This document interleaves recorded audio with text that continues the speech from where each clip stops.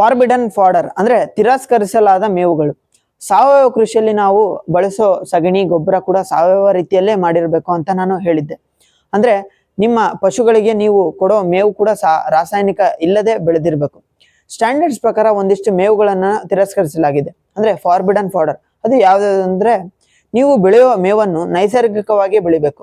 In case ಏನಾದ್ರೂ ನೀವು processing ಮಾಡಿದ್ರೆ ಅದು ಕೂಡ ನೈಸರ್ಗಿಕವಾಗಿ ಆದಷ್ಟು ಅದರಲ್ಲಿ ಯಾವುದೇ ಶಕ್ತಿ ಪದಾರ್ಥಗಳು ಹಾವಿಯಾಗಿ ಹೋಗದಂತೆ ಕಾಪಾಡ್ಕೊಳ್ಬೇಕು. ಈ ಮೇವಲ್ಲಿ ಯಾವುದೇ ರೀತಿ ಜೆನೆಟಿಕಲಿ ಮಾಡಿಫೈಡ್ ಆರ್ಗನಿಸಮ್ ಟ್ರೇಸಸ್ ಇರಬಾರ್ದು. ಯಾವುದೇ ರಾಸಾಯನಿಕದಿಂದ ತಯಾರಿಸಿದ ಅಡಿಟಿವ್ಸ್ ಕೂಡ ಇರಬಾರ್ದು. ಉದಾಹರಣೆಗೆ urea, anti microbial fattening promoters, enzymes, synthetic amino acids, ಇಂಥ ಪದಾರ್ಥಗಳು. ಮತ್ತೆ ಯಾವುದೇ ರೀತಿ ಥೆರಪ್ಯೂಟಿಕ್ ಕೆಮಿಕಲ್ ಮೆಡಿಸಿನ್ಸ್ ಕೂಡ ಯಾವುದೇ ಕಾರಣಕ್ಕೂ ಬಳಸಬಾರದು. ಉದಾಹರಣೆಗೆ ಪ್ರೊಫೈಲೈಟಿಕ್ ಆಂಟಿಬಯೋಟಿಕ್ಸ್, ಹಾರ್ಮೋನ್ಸ್, ಕಾಕ್ಟಿಯೋಸ್ಟಾಟಿಕ್ ಪ್ರಿಪರೇಷನ್ಸ್ ಮುಂತಾದವು. ಆದ್ರೆ ಜಂತು ನಿವಾರಣೆ ಅಥವಾ ಯಾವುದೇ ವ್ಯಾಕ್ಸಿನೇಷನ್ ಲಸಿಕೆಗಳು ಅವಶ್ಯಕತೆ ಇದ್ದಲ್ಲಿ ನೀಡಬಹುದು. ಮತ್ತೆ ಮುಖ್ಯವಾಗಿ ಫ್ಯಾಟ್ನಿಂಗ್ ಏನನ್ನ ನೀವು ಮಾಡ್ತಿದ್ರೆ ಫೋರ್ಸ್ಡ್ ಫೀಡಿಂಗ್ ಅಂದ್ರೆ ಒತ್ತಾಯವಾಗಿ ಮೇವು ತಿನ್ನಿಸಬಾರ್ದು. ಮೈನ್ ಆಗಿ animal protein, animal fats, propylene glycol, propionic acid ಈ ತರದ ಸಪ್ಲಿಮೆಂಟ್ಸ್ ಕೂಡ ನೀವು ಕೊಡಬಾರ್ದು.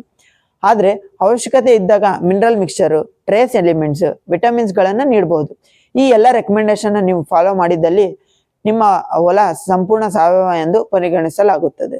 ಇದೇ ರೀತಿ ಸಾವಯವ ಕೃಷಿಯಲ್ಲಿ ನೀವೇನ ಇಂಟ್ರೆಸ್ಟಿಂಗ್ ಇದ್ದಲ್ಲಿ ನಮ್ಮ ನಂದತ ಡಿಜಿಟಲ್ ಪ್ಲಾಟ್ಫಾರ್ಮ್ನ ನೋಡ್ತೀರಿ, ಫಾಲೋ ಮಾಡ್ತೀರಿ. ಧನ್ಯವಾದ.